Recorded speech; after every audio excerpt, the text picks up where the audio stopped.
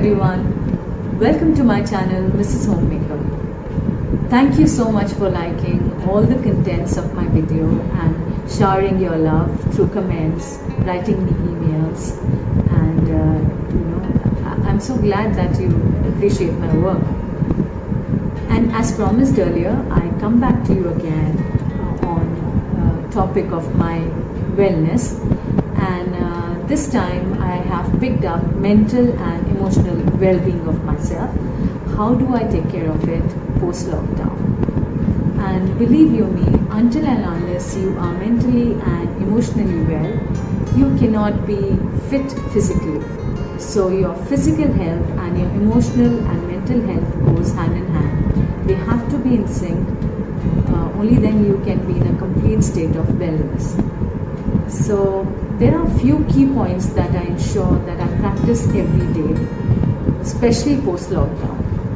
And this has helped me a lot. Helped me a lot to be stable, mentally, emotionally calmer, and I'm in a good place. Okay, so to begin with, first and foremost, you need to accept the fact that there is a lockdown, accept the fact that there is a pandemic going around, because of which there are problems that have cropped up which never existed before or hardly existed. It could be related to inventories, it could be related to your finances, hospitalization, health of your family member, or any other situation, maybe job losses, lowering of your business output and stuff like that. So until and unless you accept that yes, these problems are because of lockdown, not because my spouse is not wanting or my children are not wanting certain things to be done in a particular way. It's not because of that. It is because they are being forced, or there is an environment that has been created, forcibly created because of lockdown. So until and unless you don't accept this, you will not work towards the solution. So when you accept, you work towards the solution. This has helped me a lot. Second foremost thing that ensured my well-being is I lowered my expectations. Expectations from my spouse, from my children, from my family member, or my friends, or neighbors, or anybody around.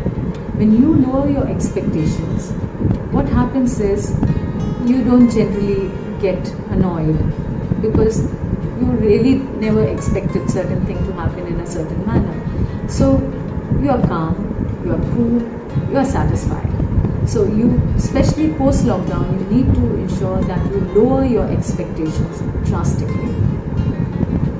Third thing that helped me a lot was keeping away, rather is still helping me, keeping away from toxicity, any toxic environment. Keep away from toxic environment. That could be some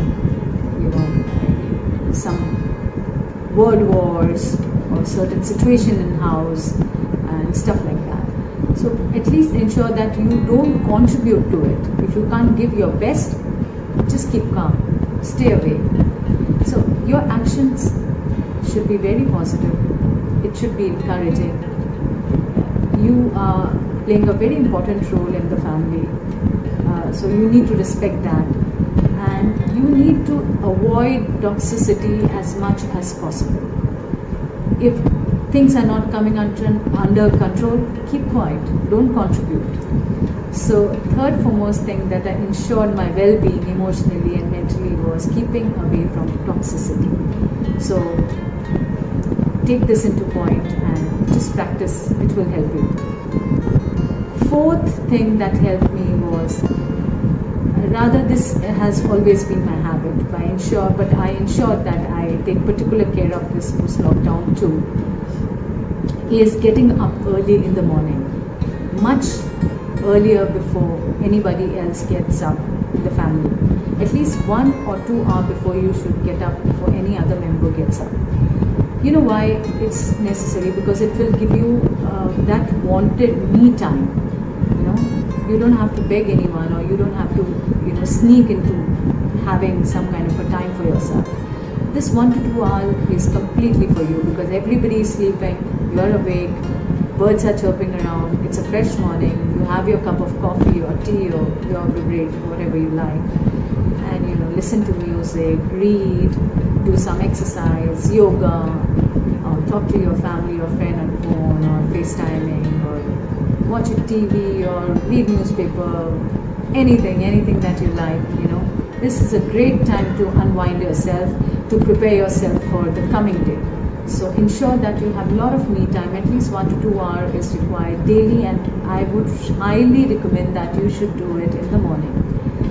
This will keep you geared up. This will make you stronger to take all the problems of the day in a very graceful and in a very tolerant manner. So you take this into practice, and I'm sure it will help you. Fifth point that I ensure is that I give more than I take, which means as a member of the family, you need to contribute more, much more than any other member in the family. You need to ensure that. You need to work more, you need to do household things around more, cooking, or maybe helping family member, or helping children in their studies, or in any way, in any manner that they require you. You should ensure that you give more than you take. So when you give more, it's very peaceful. You feel nice that you have contributed more. It's a very good gesture to the family. They appreciate. Sometimes they might not appreciate, which is okay. But from your side, you should ensure that you give more than you take. And this has again helped me too much in ensuring my well-being emotionally and mentally. So I give a lot of importance to this. Sixth is that you need to accept that your spouse or your family member is not a superhuman. They are undergoing the same situation like you. They are not superhuman. They may be facing certain financial crunches, emotional and mental breakdowns. Their lifestyles have changed. They may be feeling frustrated. This is the time that you need to contribute as a member of the family, as a responsible member of the family. This is the time where you need to act up. This is the time where you revoke your vows that you have taken. If you were married, or you were into some kind of companionship, or you started into some kind of into a family, this is the time to revoke your vows. So you need to ensure that you accept that they are vulnerable, that the things are hurting them the same way they are hurting you. So you need to build that kind of an environment where they feel stronger, they feel accepted, where they feel that they've been heard. So accept this fact that they are not superhumans. And the last and the foremost thing that I give a lot of importance is to being compassionate. Be very compassionate towards your family member.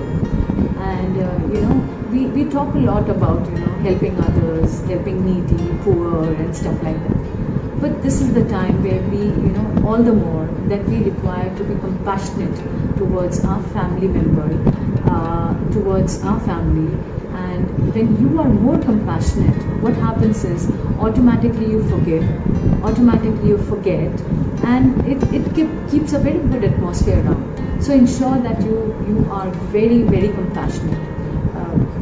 Try your level best to be one. So these are basic few points that I try working on daily basis, and believe you me, this has helped me throughout. Last year was cool. This year also is good enough, and at least it's ensuring that I am in a good place. So you too try using some of these tips, and I'm telling you, it will keep you mentally and emotionally in a very good place, and it will indirectly take care of a lot of health issues of yours, and you will be fit as me. Okay, winding up for today, and thank you for listening to me. See you in next section with some other topic and something that would help you around being a good homemaker and to contribute and make your life more easy. See you. Bye bye.